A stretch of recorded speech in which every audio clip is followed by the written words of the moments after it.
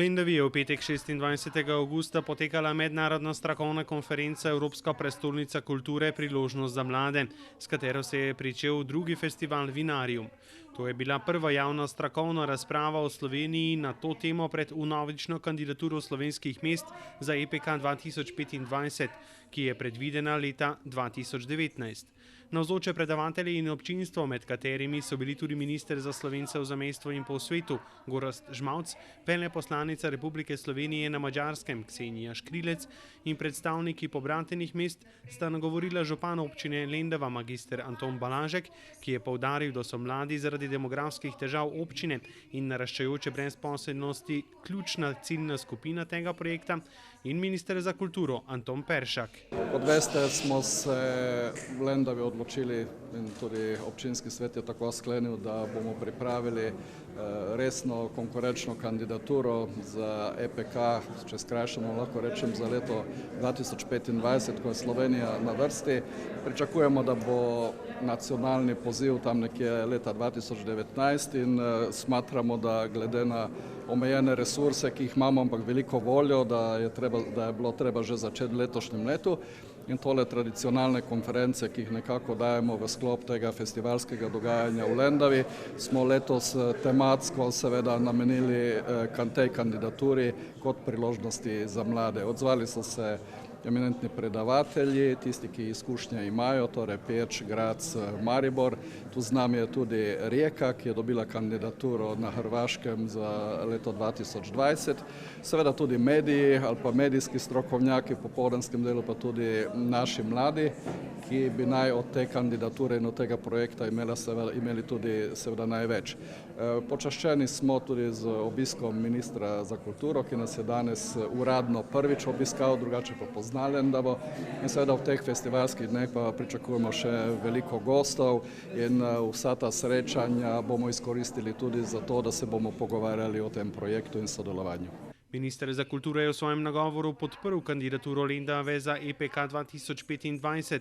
Izrazil je upanje, da bo ideja uresničena in da bo lahko kot minister tudi kaj prispeval, čeprav o tem odloča vlada. Kot sem povedal že tudi pred auditorijem, da se mi zdi zamisel, da bi Lendava, občina Lendava organizirala, priredila prireditve v Evropski prestolnici kulture in pri tem vključila tudi seveda širše okolje, večnacionalno, da se mi zdi seveda izjemno drzna po eni strani, po drugi strani pa zelo izzivalna tudi za Slovenijo in po moje tudi za Evropsko unijo, ker bi to prineslo neko novo dimenzijo v koncept evropskih prestolnic kulture in bi ponudilo neke možnosti tudi za naprej, kako vključiti ne samo neke kulturne centre velike, ampak kako pravzaprav kulturo, če smem tako reči, decentralizirati, kako se pri virih na nek način srečati. Tako da jaz upam in če bom lahko, bom tudi sam pri tem kaj prispeval, da se bo ta drzna ideja tudi uresničila. Govorim kot minister. Minister je seveda eden v vladi, to vemo in vlada odloča kot celota, ker na koncu bo o tem odločala vlada, mogoče tudi parlament, ne nazadnje, ker je nosilec odločitev v proračunu, ampak recimo, da tudi minister za kulturo, dokler je, ima nek kamenček v tem mozaiku, ki lahko nekaj reče.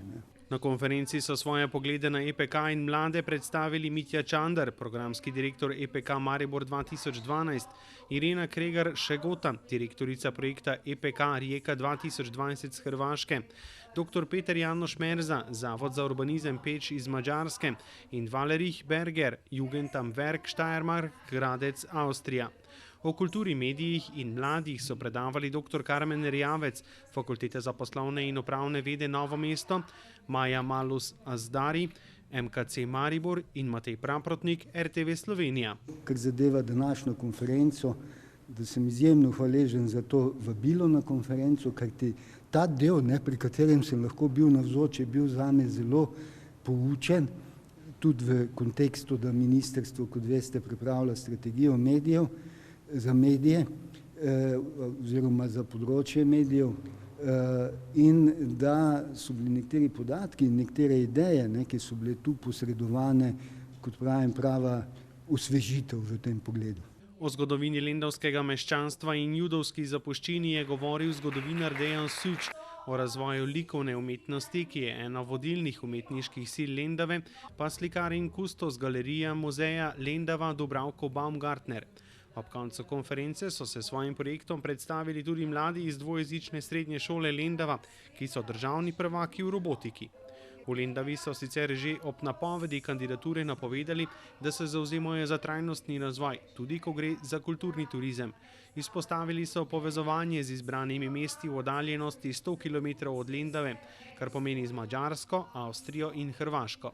Njihova strategija bo tako temeljila na povezovanju, pri projektu pa bodo bolj kot na naložbe stavili na vsebino. Moja naloga je, da do konca leta predstavim strategijo te kandidature. Seveda strategija bo temeljila na tem, kar si pravzaprav, bom rekel, mali ljudje v Evropi želijo. Jaz trdim, da je ta regija, vključno z čezmejnimi območji Madžarske, Hrvaške, tudi Avstrije, en paradiž, ki bo mogoče samo nekaj malega še manjka, in ta paradiž se lahko predstavi kot zelo zanimiv del Evrope. Upam, da nas bodo takšne tudi videli.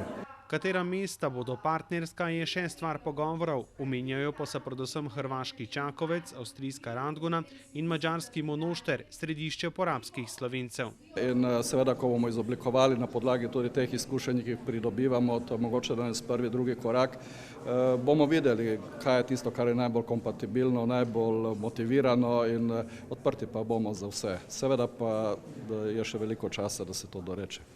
Ena izmed ključnih ugotovitev konference je bila, da že sam proces kandidature lahko prinese okolju veliko pozitivnih učinkov, kot so mobilizacija lokalnega prebivalstva, krepitev mednarodnih vezi, prijateljstev, nadgradnja likovne dejavnosti, obujanje meščanske ter judovske tradicije ter poudarjanje bogastva mnogih jezikov tega okolja.